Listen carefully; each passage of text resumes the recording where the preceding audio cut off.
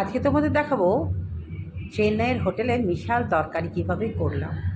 সব রকম সবজি দিয়েই আর বড়ি দিয়েই তরকারি। তো চলো সাথে থাকো। নমস্কার, হবি ও সুলেখা ব্লগে প্রত্যেক দর্শককে স্বাগত। একটা জীবন চলছে, এই যে হোটেলের জীবন একটা কিভাবে চলছে সেটার আপডেট তো তোমাদের আমি দিচ্ছি।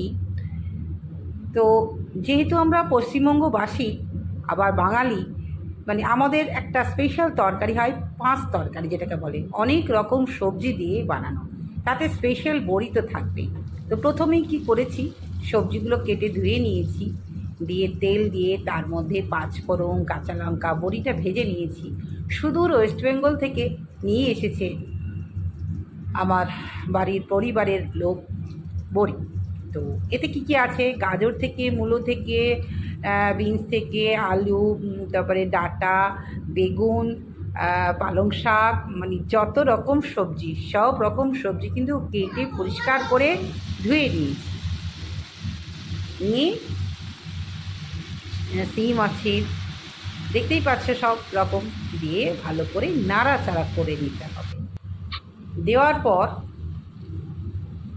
কিছু মশলা দিতে হবে। কি মশলা দিতে হবে? এতে দিতে হবে লবণ, হলুদ দিয়ে ভালো করে নাড়াচাড়া করে একদম ঢেকে দিতে হবে।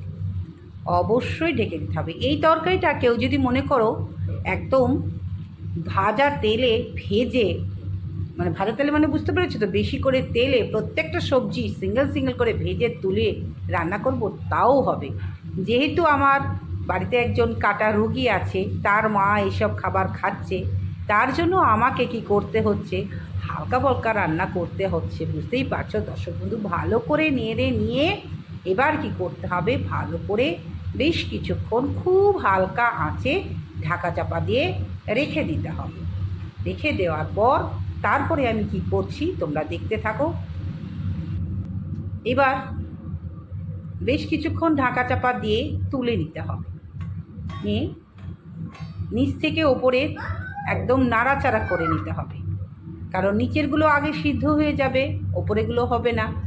আর সম্পূর্ণ তেলে ভাজা না, মানে একদম তেল কমে এটা রোগীর পথ্য হচ্ছে। বুঝতেই পারছো দর্শক বন্ধু, প্রত্যেকটা সবজির তো নিজস্ব একটা গুণ আছে, প্রত্যেকটা সবজিতেই তো স্পেশাল ভিটামিন থাকে। নাড়াচাড়া হয়ে গেলে যথারীতি আমাকে জল দিয়ে দিতে হবে। কতটা? অবশ্যই সবজির নিচ অবধি দিতে হবে। ওপর দিয়ে দিলে কি হবে বলো তো, সবজি জল হয়ে যাবে, একদম সবজির নিচে থাকবে। নাড়াচাড়া করে তারপরে ভালো করে ওর উপরে দিয়ে কাঁচা ধনে পাতা ছড়িয়ে দিতে হবে, দিয়ে আবারও নাড়াচাড়া করে ঢাকা দিয়ে দিতে হবে। ধনে পাতাটা দেওয়ার পর ভালো করে নাড়াচাড়া করে শুকনো করে নিতে হবে। জলটাকে একদম শুকিয়ে নিতে হবে। জলটাকে শুকনো করে এই তরকারিটাকে আর একটা জায়গায় ঢেলে পরিষ্কার করে কড়াই দিতে হবে। এবার কিন্তু তেল ছাড়া একটা স্পেশাল মশলা তৈরি করছি। কিভাবে করছি তোমাদের তো দেখতেই হবে, তো দেখতে থাকো কি দিচ্ছি। যেহেতু যেরকম তরকারি সেরকম, বেশি তরকারি হলে 2 চামচ, কম তরকারি হলে 1 চামচ করে জিরে গুঁড়ো আর ধনে গুঁড়ো। এর সঙ্গে যদি তোমরা শুকনো লঙ্কা গুঁড়ো দাও তাও হবে, যেহেতু আমার রোগী খাবে তাই কিন্তু আমি এটা দিলাম। তো এই গুঁড়োটা ভালো করে ভেজে নিয়ে আবারও কী করতে হবে, সেই তরকারিটা এর মধ্যে ভালো করে মিশিয়ে দিয়ে যতক্ষণ না হালকা একটা সুন্দর গন্ধ বেরোচ্ছে ততক্ষণ কিন্তু আমাকে নাড়াচাড়া করতে হবে। নাড়াচাড়া করা মানে জাস্ট একটা সুন্দর গন্ধ বেরোবে, তার মধ্যে কিন্তু তরকারিটা ঢেলে দিতে হবে। স্পেশাল তরকারি হয়ে গেল।